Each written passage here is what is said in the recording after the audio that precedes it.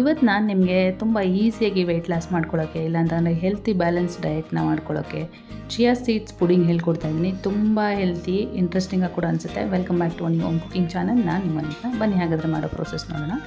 ಒಂದು ಬೌಲ್ಗೆ 1-2 tea spoon ಆಗೋಷ್ಟು ಚಿಯಾ ಸೀಡ್ಸ್ನ ಆ್ಯಡ್ ಮಾಡ್ಕೊಂಡಿದ್ದೀನಿ. ಇದಕ್ಕೆ ಒಂದು 3 ಟೇಬಲ್ ಸ್ಪೂನ್ ಆಗೋಷ್ಟು ನೀರು ಅಥವಾ ಹಾಲು ಆ್ಯಡ್ ಮಾಡಿಕೊಂಡು ಚೆನ್ನಾಗಿ ಇದನ್ನೆಲ್ಲ ಕಂಬೈನ್ ಮಾಡ್ಕೊಳ್ಳಿ. ಚಿಯಾ ಸೀಡ್ಸು ಆ್ಯಕ್ಟಿವೇಟ್ ಆಗಬೇಕು.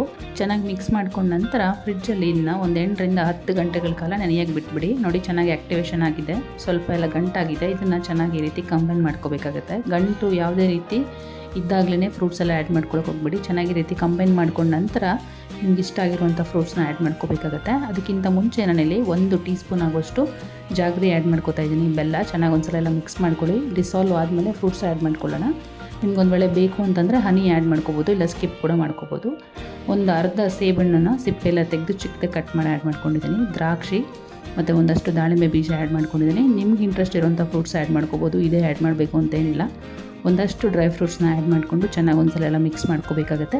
ಚಿಯಾ ಸೀಡ್ಸು ಕನ್ಸ್ಯೂಮ್ ಮಾಡೋದ್ರಿಂದ ಹೊಟ್ಟೆ ಹಸಿವು ಕಡಿಮೆ ಇರುತ್ತೆ. ಹಾಗಾಗಿ ಓವರ್ ಈಟಿಂಗು ಅಥವಾ ಜಂಕ್ ಫುಡ್ ತಿನ್ನೋದನ್ನು ನಾವು ಕಡಿಮೆ ಮಾಡಿದಾಗ ಆಟೋಮೆಟಿಕ್ಕಾಗಿ ವೆಯ್ಟ್ ಲಾಸ್ಗೆ ಹೆಲ್ಪ್ ಆಗುತ್ತೆ. ಸ್ವಲ್ಪ ಫ್ರೂಟ್ಸ್ ಜೊತೆ ಗಾರ್ನಿಷ್ ಮಾಡಿಕೊಂಡ್ರೆ ನೋಡಿ ತುಂಬ ಹೆಲ್ತಿಯಾಗಿರುವಂಥ ಚಿಯಾ ಸೀಡ್ಸ್ ಪುಡಿಂಗ್ ರೆಡಿ ಆಯಿತು. ನಿಮ್ಗೆಲ್ರಿಗೂ ಈ ರೆಸಿಪಿ ಇಷ್ಟ ಆಗಿದೆ ಅಂತ ಅನ್ಕೋತೀನಿ. ಖಂಡಿತ ಟ್ರೈ ಮಾಡಿ ತಿಳಿಸಿ ಕಮೆಂಟ್ ಮೂಲಕ ನಿಮಗೆ ಹೇಗೆ ಬಂತು ಅಂತ.